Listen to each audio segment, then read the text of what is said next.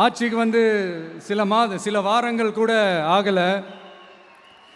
6 மாதம் அமைதியாக இருப்போம்னு சொன்னவங்களாம் 6 நாள் கூட அமைதியாக இருக்க முடியல. ஆட்சிக்கு வந்து அரை மணி நேரத்திலே ஆரம்பிச்சிட்டாங்க. பாவம், ஒரு கல்யாண வீட்டிலலாம் போய் புலம்பிட்டு இருக்காங்க.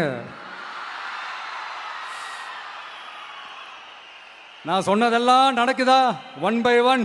அது மாதிரி இத்தனை வருஷமா மாற்றி மாற்றி உங்களை ஏமாத்திக்கிட்டு இருந்த இந்த 2 பேரையும் வேண்டாம்னு சொல்லி ஒதுக்கிட்டு உங்களுக்காக உண்மையா உழைக்க வந்த உங்க விஜய முதலமைச்சரா இல்ல முதல் சேவகனா ஆக்கியிருக்கிறீங்க.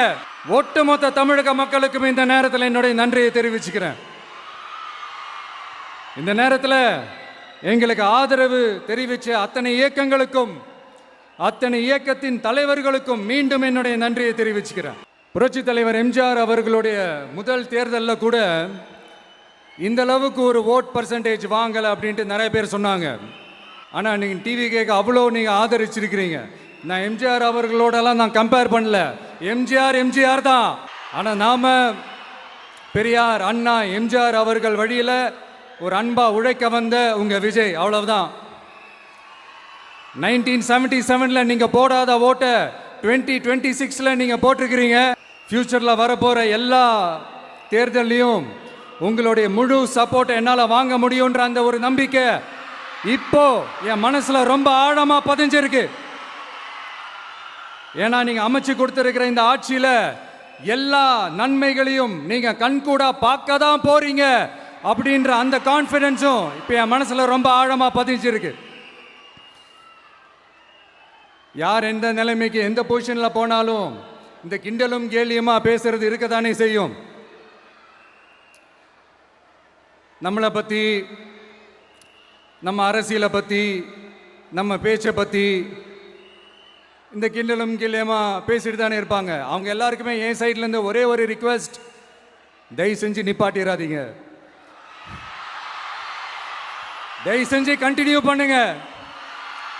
நீங்க தான் என்னோட எனர்ஜி ஃபோர்ஸு. நீங்க பேசிக்கிட்டே இருங்க.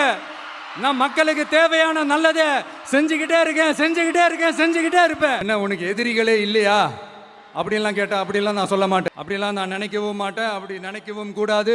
இப்பவும் சொல்றேன், அரசியல் ரீதியா சொல்றேன், 2 பேருக்கு நடுவில் தான் போட்டியே. ஒன்னு டிவிக்கு, இன்னொன்னு டிஎம்கே.